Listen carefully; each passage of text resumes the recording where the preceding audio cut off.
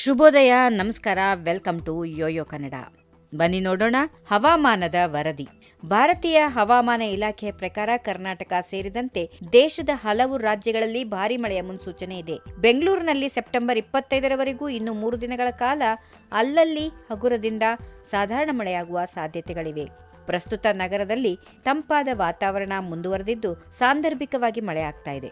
ಗರಿಷ್ಠ ತಾಪಮಾನ 28 degree Celsius ಮತ್ತು ಕನಿಷ್ಠ ತಾಪಮಾನ 20 ಡಿಗ್ರಿ ಸೆಲ್ಸಿಯಸ್ನಷ್ಟು ಇರಲಿದೆ ಹೀಗೆಂದು ಹವಾಮಾನ ತಜ್ಞರು ತಿಳಿಸಿದ್ದಾರೆ. ಕರ್ನಾಟಕದ ಕರಾವಳಿ ಮತ್ತು ಒಳನಾಡಿನ ಜಿಲ್ಲೆಗಳಲ್ಲಿ ಮಾನ್ಸೂನ್ ಚಟುವಟಿಕೆ ತೀವ್ರವಾಗಿದೆ. ಉತ್ತರ ಒಳನಾಡಿನ ಬೀದರ್, ಕಲಬುರಗಿ, ವಿಜಯಪುರ, ಯಾದಗಿರಿ, ರಾಯಚೂರು ಮತ್ತು ಬಾಗಲಕೋಟೆಯಂತಹ ಜಿಲ್ಲೆಗಳಲ್ಲಿ ಮುಂದಿನ 48 ಗಂಟೆಗಳಲ್ಲಿ ಗುಡುಗು ಮಿಂಚು ಸಹಿತ ಭಾರೀ ಮಳೆಯಾಗುವ ಸಾಧ್ಯತೆಗಳಿವೆ. ಹಾಗೆಯೇ ಯೆಲ್ಲೋ ಅಲರ್ಟ್ ಕೂಡ ಈ ಜಿಲ್ಲೆಗಳಿಗೆ ಘೋಷಣೆ ಮಾಡಲಾಗಿದೆ. ದಕ್ಷಿಣ ಒಳನಾಡಿನ ಬಳ್ಳಾರಿ, ಚಾಮರಾಜನಗರ, ಚಿಕ್ಕಬಳ್ಳಾಪುರ, ಚಿಕ್ಕಮಗಳೂರು, ಚಿತ್ರದುರ್ಗ, ದಾವಣಗೆರೆ, ಹಾಸನ, ಕೊಡಗು, ಕೋಲಾರ, ಮಂಡ್ಯ, ಮೈಸೂರು ಜಿಲ್ಲೆಗಳಲ್ಲಿಯೂ ಕೂಡ ಮಳೆಯ ಮುನ್ಸೂಚನೆ ಇದೆ.